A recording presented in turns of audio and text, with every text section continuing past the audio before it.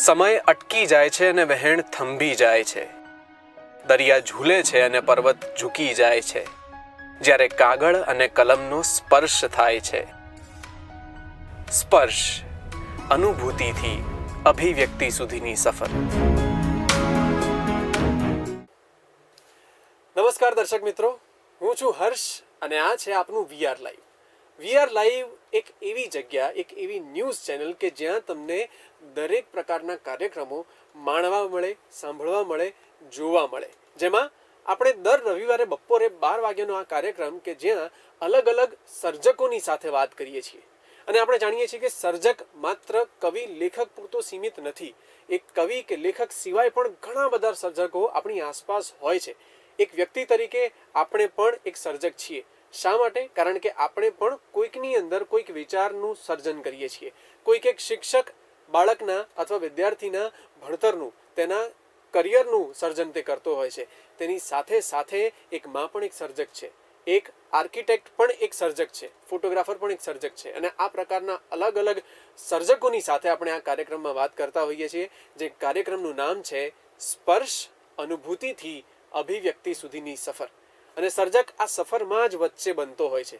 કારણ કે દરેક વ્યક્તિ અનુભૂતિ તેને થતી હોય છે, દરેક વ્યક્તિ અભિવ્યક્ત કરતો હોય છે. પણ જે અનુભૂતિ થઈ છે તેને ચોક્કસ શબ્દોમાં, ચોક્કસ આકારોમાં, ચોક્કસ ફ્રેમમાં અભિવ્યક્ત કરવી તે બહુ મહત્વની છે.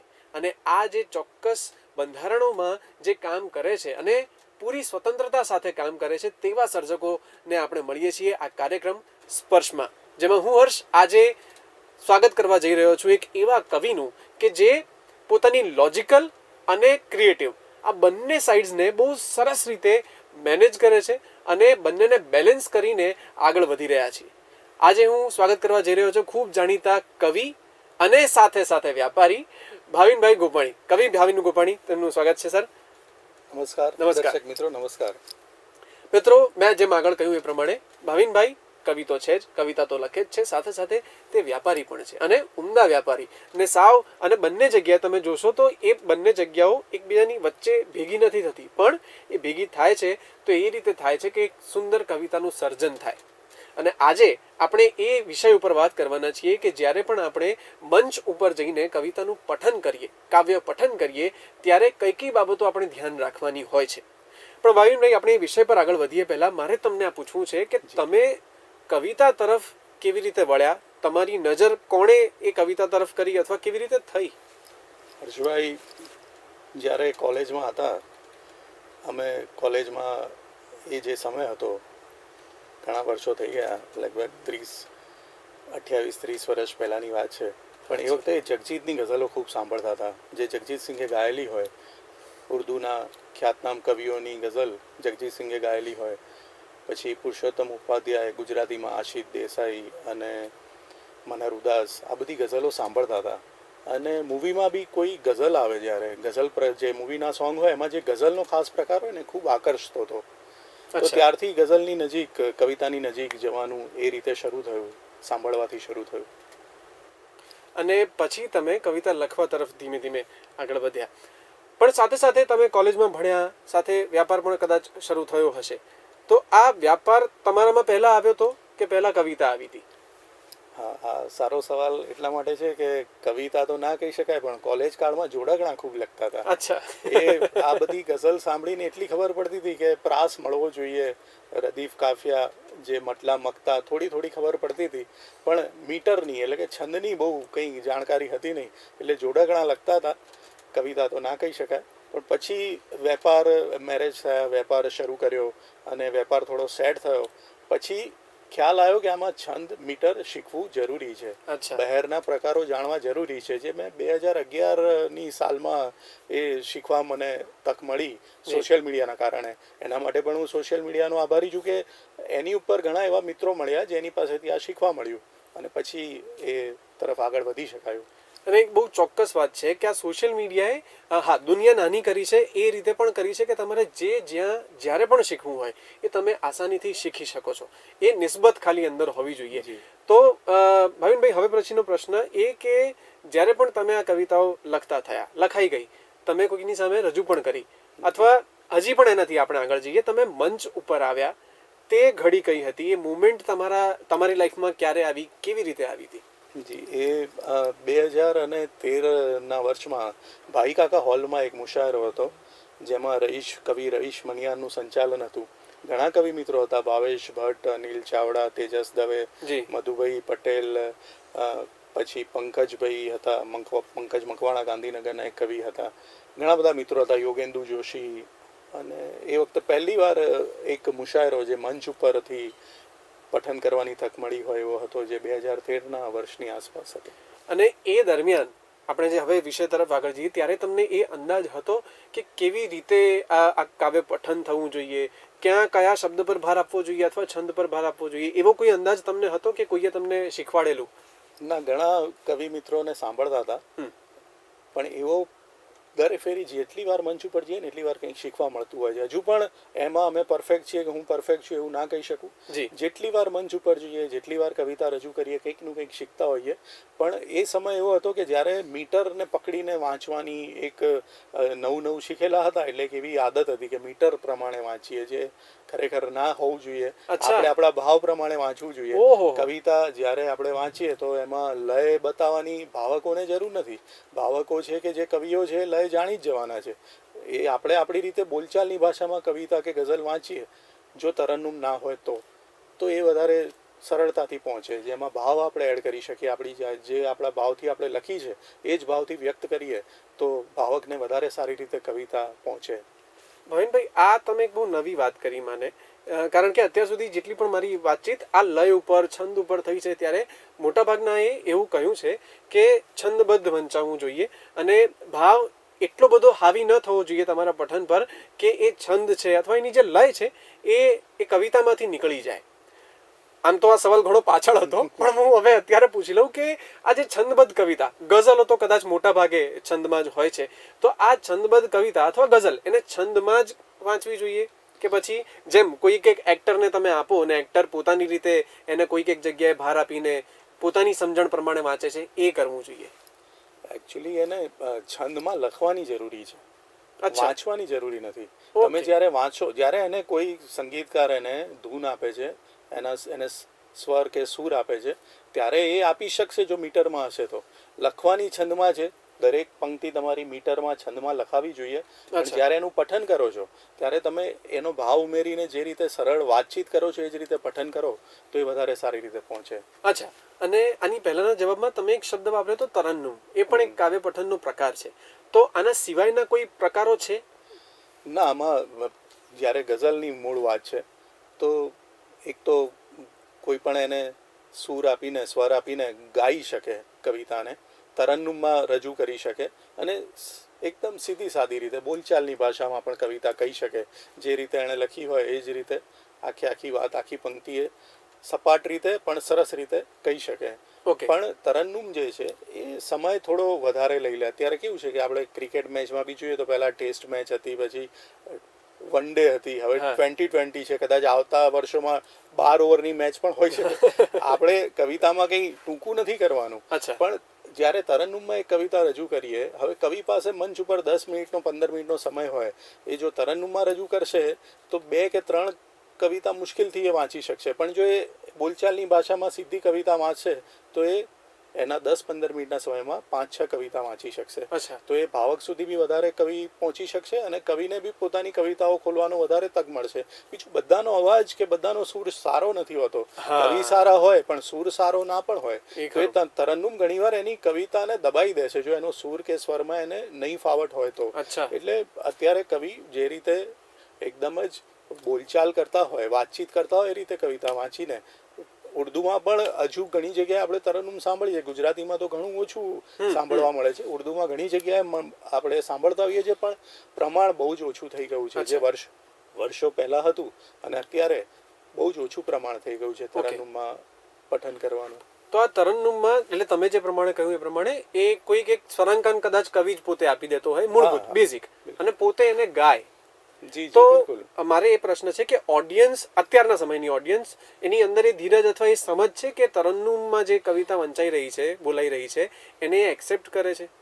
બિલકુલ. એ સારી રીતે જો રજૂ થશે, એને સારો રાગ કે સારો સૂર મળ્યો હશે તો ભાવકો તો ખૂબ હોશિયાર છે, ભાવકો બધું પામી જ જાય છે. ઓકે. ભાવકો ધીરજથી અને જ્યારે વાર લાગે ને, તમને જ્યારે કવિતા ખુલતા વાર લાગે, કાફિયા રદીફ સુધી પહોંચતા 2-3 વાર રિપીટ કરે પછી કાફિયા રદીફ સુધી પહોંચે, તો એની એક મજા પણ હોય છે. બરાબર. બધાની ઇંતજારી હોય કે હવે આગળ શું આવશે, આગળ શું આવશે, તો એની એક મજા પણ આવે. અચ્છા. એટલે ભાવકો તો હોશિયાર છે, ભાવકો પકડી લે.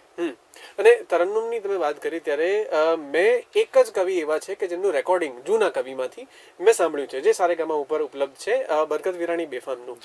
એમની બહુ જાણીતી ગઝલ છે, એ મને અત્યારે યાદ નથી આવી રહી, પણ એની એ જે અમુક ચોક્કસ શબ્દો છે કે કોઈ અમને મળ્યા તો ઊભા રહી ગયા, કોઈ, હા જી, સો એ કવિતા કોઈને ના નડ્યા. જી. હવે એ કવિતા એમણે તરન્નુમમાં વાંચી કહેવાય કે પઠન કહેવાય, મને બહુ અંદાજ નથી, પણ એ પઠન તરન્નુમ છે. અત્યારના સમયમાં કોઈ એ તરન્નુમ હવે કરે છે ગુજરાતીમાં? જી, ઘણા કવિ કરે છે. આપણે અમદાવાદના કવિઓમાં એક પ્રતાપસિંહ ડાભી છે જે તરન્નુમમાં વાંચતા હોય છે. અચ્છા. પછી બરોડાના કવિ છે મકરંદ મુસળે ને વિવેક કાણે સહજ છે, એ લોકો તરન્નુમમાં વાંચે છે. ઘણીવાર એમના મુશાયરામાં અમે જઈએ, એટલે અમે શ્રોતા તરીકે, ભાવક તરીકે એમને સાંભળવા જઈએ, તો એ સરસ તરન્નુમ કરતા હોય છે અને મજા પણ આવે છે. ઘણા કવિ કરે છે. આ દલપત પઢિયાર છે, એ સરસ તરન્નુમ કરે છે અને એમની કવિતા, એમના ગીતો તરન્નુમમાં રજૂ કરે તો આપણે એમને સાંભળવાની એટલી મજા આવે કે એવું લાગે કે હવે આપણે બસ સાંભળ્યા કરીએ અને કાર્યક્રમ ચાલ્યા જ કરે. ઓહો, ઓકે. તો અત્યારે હવે કાવ્ય પઠનના કોઈ પ્રકાર એવા છે કે જે પ્રચલિત હોય કે ભાઈ જેમાં સામાન્ય વાતચીતની રીતે જ કહેવામાં આવે છે, અથવા તો પઠન થાય છે, લયમાં પઠન થાય છે, કે તરન્નુમમાં અત્યારે કયો પ્રચલિત છે વધારે? ગઝલ અત્યારે વધારે ખેડાય છે અને વધારે સર્જકો ગઝલમાં કામ કરતા હોય છે. અચ્છા. બીજા કવિતાના જે બીજા પ્રકાર છે, અછાંદસ, ગીત, સોનેટ, હાઇકુ, એ બધામાં એના કરતાં ગઝલ અત્યારે પ્રમાણમાં વધારે રચાતી હોય છે. ફેસબુક પર બી આપણે જોઈએ તો ગઝલો લખનાર કવિઓ ખૂબ જ હોય છે, બીજા પ્રકાર ઓછા હોય છે પ્રમાણમાં. ઓકે. હવે મારે તમને ભાવિનભાઈ પૂછવું છે કે તમને અંગતપણે કયા પ્રકારનું પઠન ગમે છે, અને પછી તમારી કેટલીક કવિતાઓ તરફ આપણે આગળ વધીએ. જી, પ્રામાણિકતાથી કહું તો મને માત્ર ગઝલ જ ફાવે છે એવું છે. એટલે મેં ગીતમાં કે અન્ય પ્રકારમાં હું નથી એટલું ખેડાણ કરી શક્યો કોઈ પણ કવિતાનું. મેં ગઝલના જ ખેડાણ કર્યા છે અને ગઝલ લખી છે, એટલે મને ગઝલ જ ફાવે છે. ઓકે. અને પઠન પણ એ જ રીતે જે તમે આગળ કહ્યું એમ સામાન્ય વાતચીતની જે વાત છે એ પ્રમાણે? બિલકુલ, બિલકુલ. તમારી કેટલીક ગઝલો જો શક્ય હોય તો આપણે તેને સાંભળીએ. બિલકુલ. અમુક ગઝલના મટલા, છૂટા શેર, એવી રીતે પઠન તમને સંભળાવું. અને જે પ્રચલિત છે એનાથી શરૂઆત કરીએ. એક ગઝલનો મટલા છે કે અજાણી છોકરી પૂછી ગઈ સરનામું આવીને, અજાણી છોકરી પૂછી ગઈ સરનામું આવીને, પછી શું છોકરો ભૂલો પડ્યો રસ્તો બતાવીને. ક્યાં વાત છે. બરાબર છે. અને એવો જ એક શેર છે જે મુશાયરામાં વારંવાર વાંચવાનો થતો હોય છે અને ના વાંચીએ તો ફરમાઈશ પણ આવતી હોય છે. ઓકે.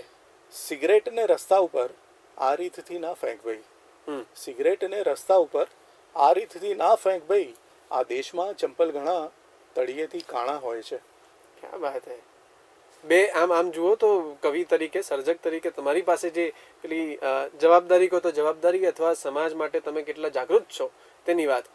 એક તરફ એ સમુદાયની વાત કે જે સતત સંઘર્ષ કરી રહ્યો છે, અને એક તરફ જેને કદાચ અમુક પ્રકારના સંઘર્ષની, અમુક પ્રકારના લોકોની એટલી પડી નથી, અને એ બંને વાત તેમણે ખાલી એટલે એક પંક્તિમાં જ, એટલે 2 લીટીમાં જ આખી વાત તેમણે કરી દીધી. જી. એક ગઝલનો શેર છે કે શસ્ત્રો મળે એ આશયે ખોદ્યું મેં કુરુક્ષેત્ર. અચ્છા. શસ્ત્રો મળે એ આશયે ખોદ્યું મેં કુરુક્ષેત્ર, સદભાગ્ય મારું કે મને ત્યાં વાસળી મળી. ક્યાં વાત હે. વાહ. અને એક મટલા અને એક શેર. જી. આવતા હતા કે પછી પાછા જતા હતા, આવતા હતા કે પછી પાછા જતા હતા, બેવ રીતે એ જ કાયમ ફાવતા હતા. આવતા હતા કે પછી પાછા જતા હતા, બેવ રીતે એ જ કાયમ ફાવતા હતા, જેટલું પાણી કદી પીતા નથી એ, જેટલું પાણી કદી પીતા નથી એ, એટલા એ આંસુ ક્યાંથી લાવતા હતા.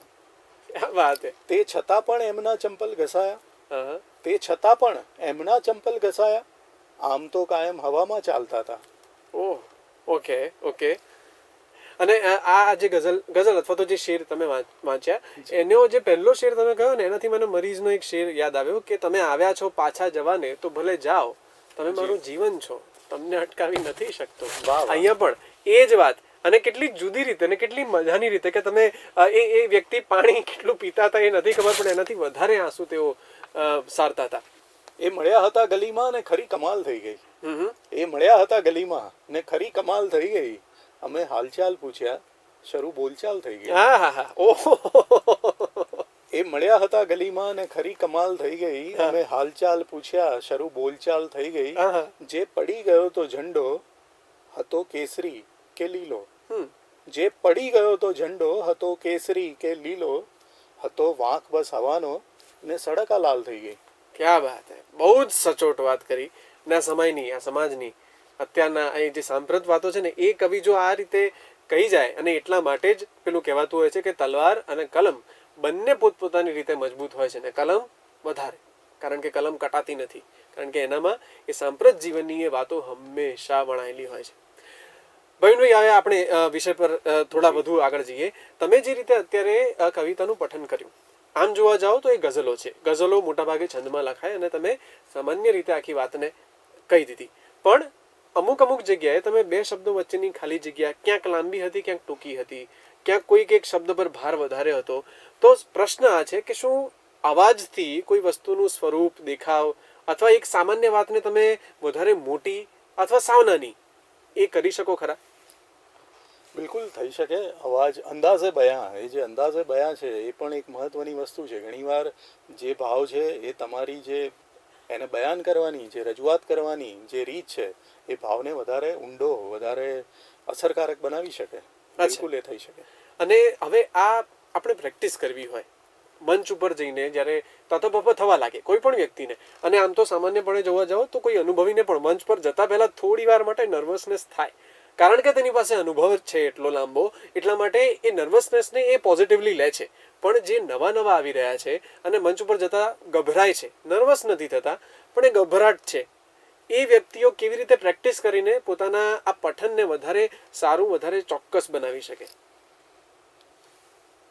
આ જે ગભરાટ છે ને એ સ્વાભાવિક છે. કોઈ પણ નવા કવિ માટે જ્યારે જાહેરમાં એ પઠન કરવાની એની શરૂઆત હોય ત્યારે આ થાય. આનમાંથી હું પણ પસાર થયેલો છું, લગભગ બધા કવિ પસાર થયા હશે.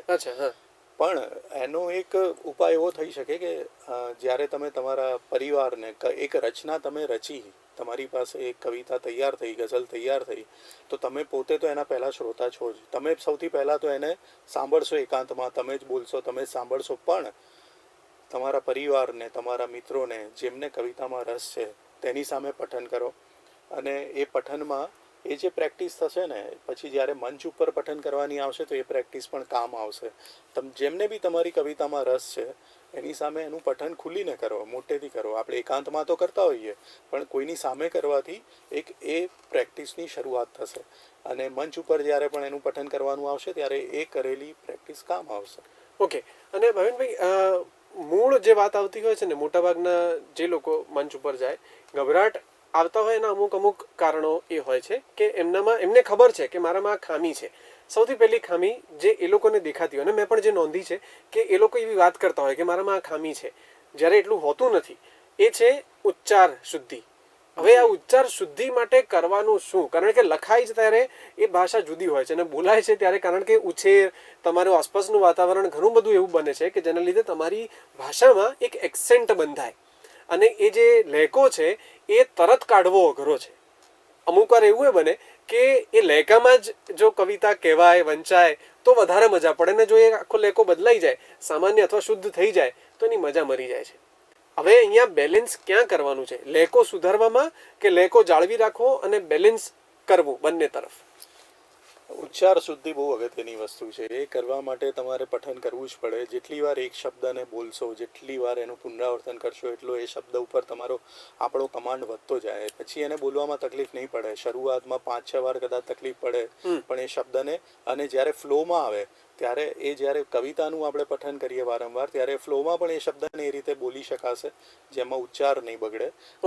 અને જે લહેકાની વાત છે ને, તો એ તો જે તમારી કવિતાનો ભાવ છે એ પ્રમાણે જ્યારે તમે ગંભીરતાથી કવિતાની અંદર જઈને, એટલે કવિતાની અંદર તમે પોતે જ રચી છે, એટલે તમારી પાસે એ ભાવ પકડમાં છે જ, એટલે બસ એને એ રીતે જ રજૂ કરવાનું છે. તો સામેવાળા ભાવકને સરળતાથી પ્રાપ્ત થઈ શકશે, સરળ પહોંચી જશે એની સુધી. અચ્છા, એટલે ટૂંકમાં પોતાની જાત સાથે ઓનેસ્ટી હોવી જોઈએ અને ઓનેસ્ટીથી આખી કવિતા રચવાની છે, રાધર એ ભાવથી એ કવિતા લખવાની છે અને પછી એને એ જ રીતે તમારા મંચ ઉપર રજૂ કરવાની છે. પણ હવે આ ભાષા શુદ્ધિની વાત છે. હવે આપણને અમુક વાર એવું થાય કે સ, શ ને શ, હવે આ ત્રણ સ બોલવાના કેવી રીતે છે એ આપણી આસપાસ જ એવી કોઈ વ્યક્તિ ના હોય કે જે આપણને ચોખ્ખું એ શીખવાડી શકે.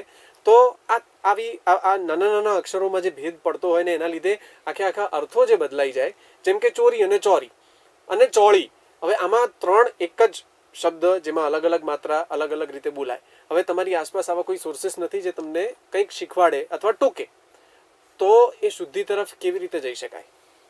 એના માટે સાંભળવું પણ જરૂરી છે, ખાલી પઠન નહીં. એટલે ત્યારે જ આપણે દરેક શબ્દને ગુજરાતીને સાંભળીએ, પછી એ કવિતાના સ્વરૂપમાં હોય કે કોઈ લેખના સ્વરૂપમાં હોય કે કોઈ વ્યાખ્યાનના સ્વરૂપમાં હોય, જ્યારે ગુજરાતી તમે સાંભળશો ને ત્યારે એ ખબર પડી જશે કે આ શબ્દને કઈ રીતે બોલવાનો છે. કે એને ભલે એના જે શબ્દની જોડણી બંનેની સરખી છે, પણ એનો ઉચ્ચાર તમને જ્યારે શબ્દો સાંભળેલા હશે ત્યારે એ ખ્યાલ આવી જશે. એટલે જેટલું જ બોલવાનું મહત્વ છે એટલું જ સાંભળવું પણ જરૂરી છે. શબ્દો સાંભળેલા હશે તો બોલવામાં તકલીફ નહીં પડે. અને અમુક લોકોને પહેલેથી બાળપણથી જ જે કહી શકાય કે જ્યારથી એ બોલવાનું શરૂ કરે ત્યારથી સ, શ કે પછી જ, ઝ કે ઘ, ઘ બોલવામાં તકલીફ પડતી હોય તો એ જે સમસ્યા છે એનું કોઈ નિવારણ ના હોય તો એ ના આવે. પણ જો એવી તકલીફ બાળપણથી ના હોય અને એની અસમજણના લીધે છે તો એ દૂર થઈ શકે. બરાબર છે. પણ બોલવામાં જો એ શબ્દ એ અક્ષરો બોલવામાં જો એવી તકલીફ પહેલેથી જીભને હોય તો એ અને એ રીતે બી પઠન તો કરવું જ જોઈએ. એનાથી પઠન અટકવું ના જોઈએ, કારણ કે લોકોને બી ખબર હોય કે એમને આ સમસ્યા પહેલેથી છે કે સ ને શ ને શ ત્રણેય જુદું જુદું નથી બોલી શકતા, તો એ સ્વીકાર્ય છે. પછી બહુ સાચી વાત કરી, કારણ કે ઘણીવાર એવું થતું હોય કે પહેલી વારમાં, બીજી વારમાં, ત્રીજી ચોથી વારમાં કદાચ પ્રેક્ષકોને એમ થાય કે આ ભાઈ કેમ આવું બોલે છે. પણ જ્યારે તમારી જે આગળ વાત કરી કે તમારા ભાવની ઓનેસ્ટી સાથે તમે જો એ કવિતા લખો ને એ જ રીતે તમે વાંચો છો તો એમાં કોઈ અસર નથી થતી કે તમે કેવા ઉચ્ચાર કરો છો, સાચા ઉચ્ચાર કરો છો કે નહીં. પણ હા, એ ઓનેસ્ટી તમારી અંદર હોવી જોઈએ અને જેમ જેમ તમે એ કામ કરતા જશો એ ઉચ્ચાર ચોક્કસપણે સુધરતા જશે, એ વાત પાકી. હવે ભાવિનભાઈ, હવે પછીનો પ્રશ્ન મારો એ કે ઘણીવાર લોકો પોતાની કવિતા કોઈક મેગેઝિનમાં મોકલે, તંત્રીને મોકલે અથવા વોટ્સએપ પર કોઈક વ્યક્તિને મોકલતા હોય અથવા ચાલો બ્રોડકાસ્ટ કરતા હોય. હવે પ્રશ્ન આ છે કે આપણે આજે જ્યારે પઠનની વાત કરીએ છીએ, આપણે આગળ પણ એમ વાત થઈ કે જ્યારે ચોક્કસ રીતે કોઈક વાતને સાદી સીધી રીતે જો કહેવામાં આવે તો એ સરસ રીતે કન્વે થતી હોય છે, એની અસર પણ એટલી ચોક્કસ પડતી હોય છે. પણ હવે આ તંત્રીને મોકલવાની વાત હોય, ફીડબેક માટે તમે કોઈને મોકલો અને તમે ફોન કરીને વાત ન કરી શકો, ત્યારે પ્રિફરેબલ વસ્તુ કઈ છે? ખરેખર આમ તો લખીને જ મોકલવી જોઈએ ફીડબેક માટે કે પછી એમને માત્ર સંભળાવવી જ જોઈએ? અત્યારે કોઈ પણ મેગેઝિનમાં જ્યારે કવિતા મોકલવાની હોય ને તો લખીને જ મોકલવી પડે, એ જ પ્રથા છે. કારણ કે એમની પાસે બધા કવિની કવિતા સાંભળવાનો સમય ના હોઈ શકે. આપણે જ્યારે એમને લખીને મોકલીએ અથવા ઈમેલ કરી દઈએ, આપણે બંને રીતે મોકલી શકીએ, તો એ એમના સમયે વાંચે, એમને યોગ્ય લાગે એ એની પસંદગી કરે અને પછી એમના મેગેઝિનમાં છાપે. પણ દરેકની કવિતા સાંભળવાનો સમય તંત્રી પાસે હોય એ અશક્ય વાત થઈ જાય, એટલે લખીને મોકલવી પડે. પરંતુ જ્યારે કવિતા રજૂ કરવાનું કવિ પાસે વિકલ્પ હોય કે એને કવિતા કોઈને લખીને આપવી જોઈએ કે કહીને સંભળાવવી જોઈએ, આ વિકલ્પ જ્યારે કવિતા પાસે હોય, એની સામે એનો કોઈ મિત્ર છે અથવા તો એના કોઈ સંબંધી છે અથવા તો કોઈ એના ભાવક છે, અને જ્યારે એની પાસે વિકલ્પ છે કે લખીને પણ આપી શકે છે ને કહી પણ શકે છે, ત્યારે એણે કહીને જ કવિતા સંભળાવવી જોઈએ. કારણ કે કવિતા એ બોલવાની અને સાંભળવાની જ વાત છે. કવિતા હંમેશા કવિએ બોલવાની હોય અને ભાવકે સાંભળવાની હોય, એ રીતે જ વહેતી હોય. આ તો એને એક આગળ એનું એક સાચવવા માટે છે, એનું એક જળવાઈ રહે પછી બી કવિતા, એના માટે આપણે એને પુસ્તક સ્વરૂપે કે એને કાગળ ઉપર ઉતારતા હોઈએ છીએ. પણ કવિતા બોલવાની અને સાંભળવાની જ વાત છે મૂળ તો. ઓકે. અને હવે આપણે ગુજરાતી સાહિત્યનો અથવા કાવ્યનો આમ તો લગભગ 501 વર્ષ જૂનો ઇતિહાસ છે, જ્યાં સુધી મને ખબર છે, કદાચ હું આગો પાછો હોઈ શકું. 500 કે 600 વર્ષનો એ ઇતિહાસ છે. શરૂઆત નરસિંહ મહેતાથી કદાચ થઈ, જ્યાં એમની પાસે એવા કોઈ છંદ નહોતા અને કદાચ એમને કંઈક ઝૂલણ કે ઝીલણ, તમે જે ઝૂલણા છંદ તેમને મળ્યો અને ત્યાંથી એમણે એ શરૂઆત કરી. હવે એમ કરતાં કરતાં ઘણા બધા છંદ ઉમેરાતા ગયા, પછી ઉર્દુ કવિતા પણ આવી અને એની સાથે મિશ્ર થઈને અલગ અલગ છંદ બનતા ગયા. અત્યારના સમયમાં શું નવા છંદો બની રહ્યા છે અથવા કોઈ એવા કવિ છે કે જે આવી એક્સપેરિમેન્ટલ કવિતાઓ કરી રહ્યા હોય? ઘણા કવિ કરતા હોય છે કે જે નવા છંદમાં લખતા હોય. ખાલી મૂળ વાત એ છે કે દરેક પંક્તિનો લય એક હોવો જોઈએ. એ લય બદલાવો ના જોઈએ. તમે જે બી મીટર રાખો છો દરેક પંક્તિમાં એ મીટર નિભાવવું પડે તો એ લય જળવાયેલો રહે.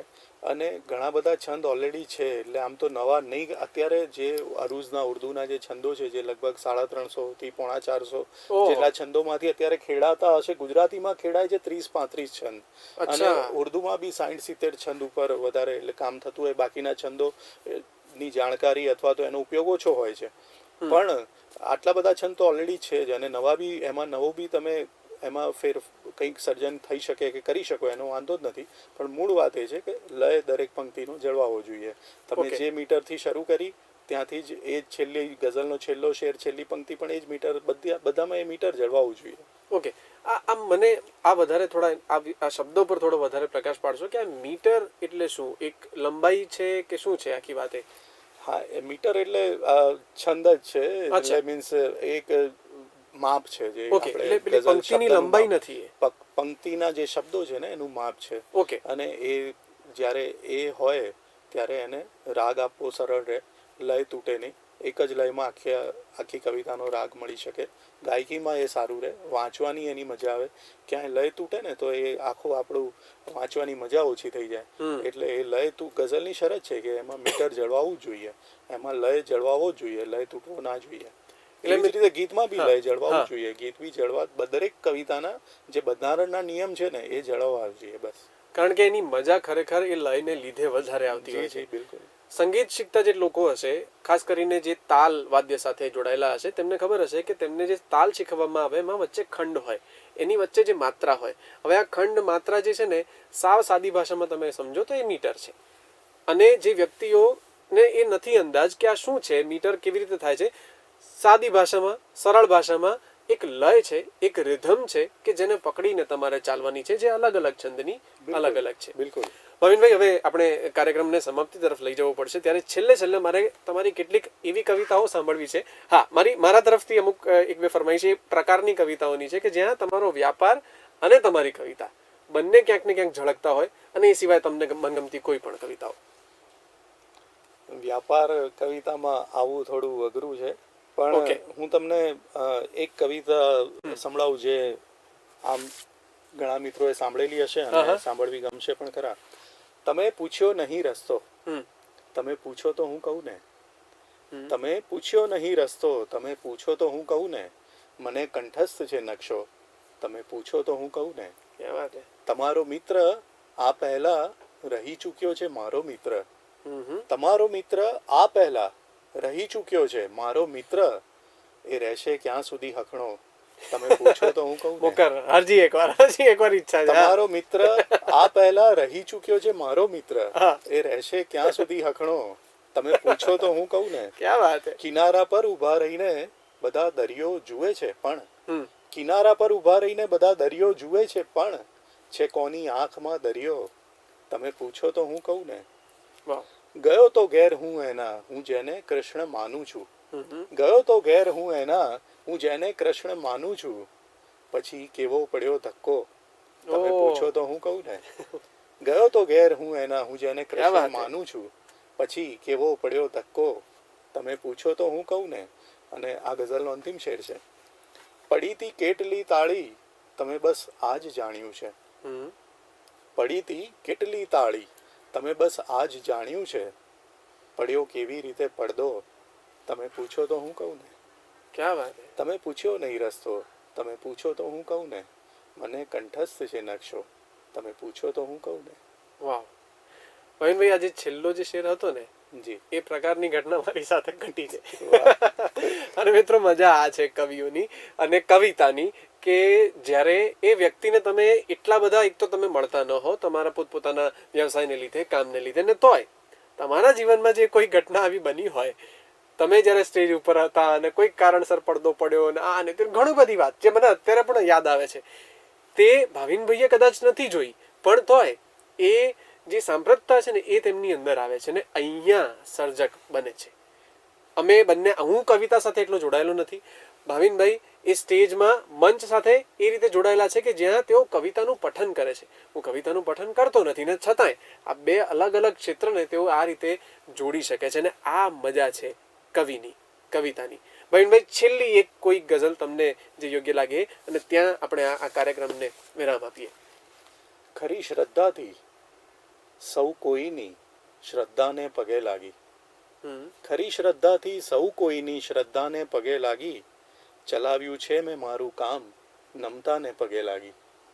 ખરી શ્રદ્ધાથી સૌ કોઈની શ્રદ્ધાને પગે લાગી, ચલાવ્યું છે મેં મારું કામ નમતાને પગે લાગી.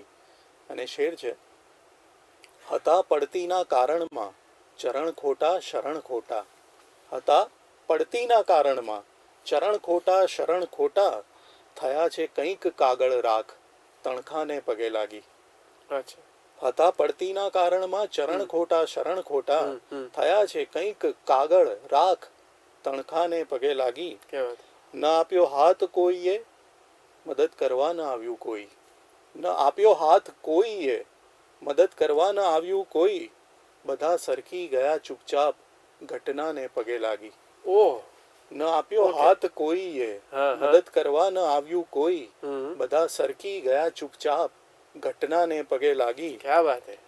કરિયા પ્રાર્થના ગ્રાહક રૂપે માણસ મળે આજે, કરિયા પ્રાર્થના ગ્રાહક રૂપે માણસ મળે આજે, પછી એણે કર્યો શણગાર ગજરાને પગે લાગી. અરે રે. કરિયા પ્રાર્થના માણસ રૂપે ગ્રાહક મળે આજે, પછી એણે કર્યો શણગાર ગજરાને પગે લાગી. નકામા માલની માફક પરત હું મોકલાયો છું, નકામા માલની માફક પરત હું મોકલાયો છું, કર્યું તું કૂદવાનું પાપ દરિયાને પગે લાગી. નકામા માલની માફક પરત હું મોકલાયો છું, કર્યું તું કૂદવાનું પાપ દરિયાને પગે લાગી. ન કોઈ વાત સાંભળવી ન સાથે બેસવું ક્યારે, ન કોઈ વાત સાંભળવી ન સાથે બેસવું ક્યારે, ખરા નાટક કર્યા છે યાર ગરડાને પગે લાગી. ન કોઈ વાત સાંભળવી ન સાથે બેસવું ક્યારે, ખરા નાટક કર્યા છે યાર ગરડાને પગે લાગી. આ ગઝલનો અંતિમ શેર છે. હવે કેવી રીતે જોઈ શકાશે સૂર્યની સામે, હવે કેવી રીતે જોઈ શકાશે સૂર્યની સામે, બધા જીવી રહ્યા છે સાવ તડકાને પગે લાગી. ક્યા વાત હે. હવે કેવી રીતે જોઈ શકાશે સૂર્યની સામે, બધા જીવી રહ્યા છે સાવ તડકાને પગે લાગી. ખરી શ્રદ્ધાથી સૌ કોઈની શ્રદ્ધાને પગે લાગી, ચલાવ્યું છે મેં મારું કામ નમતાને પગે લાગી. ક્યા વાત હે. આ કવિતા, આ ગઝલ સાંભળ્યા પછી મારી એ દરેક શેરમાં એક એક અનુભવ, એક એક ઘટના, એક એક કિસ્સો, એક એક વાર્તા તમને મળે. એક કામ કરજો, આમ તો અત્યારે આ કાર્યક્રમ અહીંયા તો પતી રહ્યો છે, પણ યુટ્યુબ ઉપર, ફેસબુક ઉપર તમને આ ફરીવાર ગમે ત્યારે સાંભળવા મળશે ને આજે સાંજે 8 વાગે પણ આ રિપીટ ટેલિકાસ્ટ તો આવશે જ. આ બધી કવિતાઓ જે ભાવિનભાઈએ વાંચી છે ને એ ફરી એકવાર સાંભળજો, શાંતિથી સાંભળજો. જ્યારે આસપાસ કોઈ અવાજ ન હોય ને ત્યારે સાંભળજો, તમને ઘણું બધું એની અંદરથી મળ્યા કરશે. અને સાચા સર્જક આ જ છે કે તમને એમને જેટલી વાર વાંચો એટલી વાર તમને એ સર્જનમાંથી, એ સર્જકમાંથી કંઈક ને કંઈક નવું મળ્યા કરે. અને જે વાતની આપણે શરૂઆત કરી હતી કે વ્યાપાર અને તેમની સર્જન શક્તિ, આ બંનેને તેઓ કેટલી ચોક્કસ રીતે, કેટલી સરસ રીતે તે બેલેન્સ કરે છે, આ શીખવાનું છે આપણે આ સર્જકો પાસેથી. મિત્રો, આ કાર્યક્રમને આજે હું અહીંયા જ વિરામ આપું છું. ફરી એકવાર કોઈક એક નવા સર્જકની સાથે ચોક્કસ મળીશું. આભાર. આભાર. સમય અટકી જાય છે અને વહેણ થંભી જાય છે, દરિયા ઝૂલે છે અને પર્વત ઝૂકી જાય છે, જ્યારે કાગળ અને કલમનો સ્પર્શ થાય છે. સ્પર્શ, અનુભૂતિથી અભિવ્યક્તિ સુધીની સફર.